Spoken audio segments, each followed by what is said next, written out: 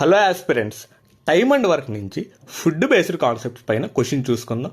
ఒక ఫోర్ట్లో 760 సోల్జర్స్కి 44 డేస్కి సరిపడా ఫుడ్ ఉంది. అయితే 31 డేస్ తర్వాత 240 సోల్జర్స్ లెఫ్ట్ అవుతారు. అంటే 31 డేస్ పాటు 760 సోల్జర్స్ ఫుడ్ తినట్టే కదా. అంటే టోటల్ 44 డేస్లోంచి 31 డేస్ని మైనస్ చేస్తే ఈ 760 సోల్జర్స్ 13 డేస్కి సరిపడా ఫుడ్ ఉంది, రిమైనింగ్ ఫుడ్. అయితే 31 డేస్ తర్వాత 240 సోల్జర్స్ లెఫ్ట్ అయ్యారు. టోటల్ సోల్జర్స్ 760 మైనస్ 240 అంటే ఈ 520 సోల్జర్స్ ఆ రిమైనింగ్ ఫుడ్ని ఎన్ని డేస్లో తింటారో ఆ డేస్ని మనం ఫైండ్ అవుట్ చేయాలి.